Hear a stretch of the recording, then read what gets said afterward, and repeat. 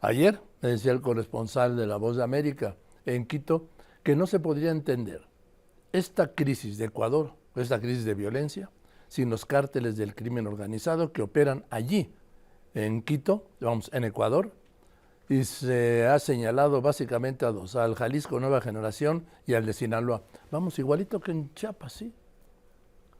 Por eso le aprecio mucho al doctor Daniel Sobato. Daniel Sobato, escritor, sí, politólogo, jurista, experto en elecciones y democracia, que me haya aceptado esta conversación para preguntarte, querido Daniel, feliz año, ¿cómo estás? Feliz año, querido Joaquín, para vos, tu equipo y tu audiencia. Muchísimas gracias por esta invitación. ¿Qué pasa en Ecuador? Bueno, tenemos en Ecuador un desastre o la crónica de un desastre anunciado.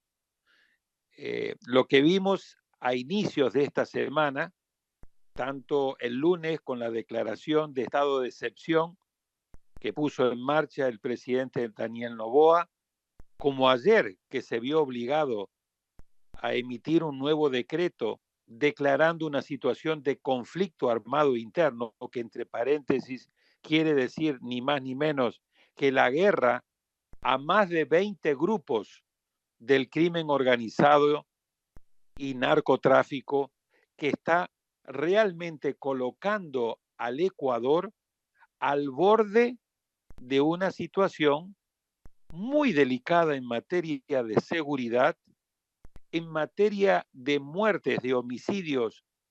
Ecuador pasó en los últimos 4 años de una tasa de 6 homicidios por cada 100.000 habitantes a 46 prácticamente que tiene ahora. Es decir, se ha convertido en muy poco tiempo en el país más violento y con el mayor número de homicidios de toda la región.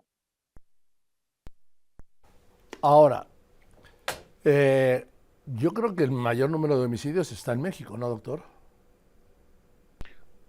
México tiene veintitantos por cada 100.000. Sí. Ecuador tiene 46. Que Es subí. decir, Sí. México con los 130.000 homicidios anuales, obviamente tiene un mayor número, significativamente mayor, pero lo que se mide son las tasas que miden la cantidad de homicidios por cada 100.000 habitantes.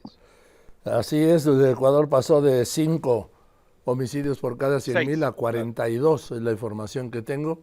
En México se Sí. mantiene más bajo, pero al día de hoy suman 165.300 homicidios dolosos en lo que va de este gobierno.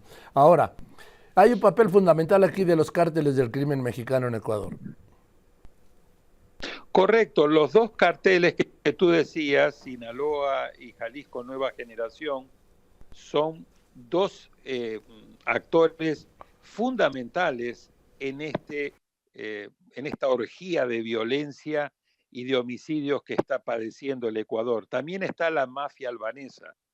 El tema de la violencia y de la inseguridad en Ecuador hay que ponerlo en perspectiva, Joaquín. No es un tema reciente, es un tema que ya data del año 2019-2020. Comenzó la situación de la inseguridad a írsele de las manos al país en la época que estaba Lenín Moreno, en la última parte de Lenín Moreno. Luego, los 2 años que estuvo como presidente Guillermo Lasso, la situación se complicó aún más y realmente durante la última campaña electoral que tuvo lugar en Ecuador por las elecciones anticipadas que tuvieron que organizar, ahí se produjo el asesinato de uno de los candidatos presidenciales que venía muy bien posicionado en las encuestas y que desafió a uno de los carteles, precisamente al cartel que lidera Fito, Adolfo Macías, que es el que se fugó el domingo pasado y que precipitó esta nueva eh, escalada de violencia y de criminalidad que estamos viendo en el país. Pero entonces, no es un fenómeno que surge de la noche a la mañana. Esto, como vos decías, tiene que ser un campanazo de alerta, no solamente para Ecuador, no solamente para los países limítrofes a Ecuador, sino para toda la región, que es cuando uno comete el error de subestimar la gravedad que tiene la presencia de estos grupos del crimen organizado y del narcotráfico, cuando estos precisamente comienzan a desafiar al uso de la violencia legítima que tiene el Estado. Y esto lo estamos viendo en varios países o en varias ciudades dentro de países, o en el caso de México, en varias ciudades y en varios estados dentro de un estado. Sí, y además, por ejemplo, en México se ha extendido. Ha llegado a Chiapas donde no había, ha llegado a Tabasco recientemente donde no había. Es decir, hay una expansión del crimen organizado, territorial y diría yo también delincuencial, claro, y hasta política.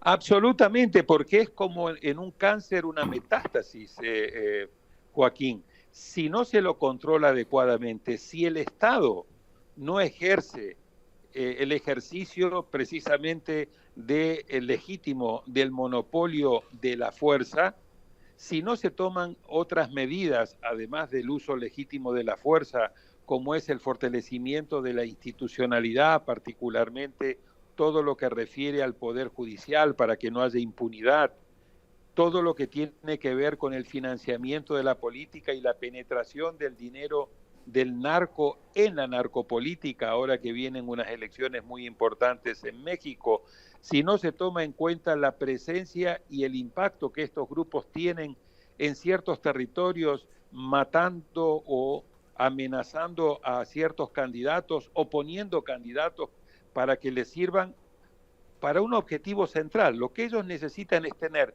control territorial de las rutas de lo que es el narcotráfico. Por eso Ecuador es tan importante, por su ubicación geográfica, haciendo frontera con Colombia y Perú, que son dos grandes productores de cocaína, y más abajo con Bolivia, su frente hacia el Pacífico, con los puertos, particularmente Guayaquil y de Manta, que es por donde sale el grueso de la cocaína hacia Estados Unidos y hacia Europa. El 90% de esa cocaína está saliendo o en vuelos o está saliendo en contenedores a través de barcos. El tema de puertos es fundamental. Y obviamente todo lo que tiene que ver con la presencia de los carteles mexicanos, de la mafia albanesa, pero también de la mano de obra desempleada de muchos de los grupos guerrilleros, del ELN y de los desmovilizados, de las FARC que quedaron en Colombia y que obviamente son los que alimentan como mano de obra a esta enorme pluralidad de grupos criminales. Ha habido una brutal fragmentación en los últimos años. Pasaron de tener 3, 4, 5 grandes grupos a tener hoy más de 20 grupos, si bien de diferente tamaño, que hace la situación extremadamente compleja. Y vuelvo a decir, fuerte campanazo de alerta para los países de la región latinoamericana, porque cuando yo estuve en Ecuador ahora recientemente, Joaquín, si hay algo que me repitieron hasta el cansancio los ecuatorianos fue: nosotros nunca pensamos que esto le podía pasar a nuestro país. Pensamos que esto le podía pasar a Colombia, que le podía pasar a México, que le podía pasar a Perú, pero Ecuador era un país muy pacífico y jamás nosotros pensamos que le podía llegar a ocurrir semejante tragedia a nuestro país. Entonces, subestimar estos problemas, no atacarlos en la raíz cuando se están produciendo, después uno termina pagando un precio muy alto como lo está pagando ahora Ecuador. Pues gracias, querido Daniel, el doctor Daniel Sobato, y ojalá se escuche y se escuche fuerte la advertencia que estás haciendo y te mando un abrazo. Otro para ti, Joaquín, gracias por la invitación. Al contrario, el doctor Daniel Sobato.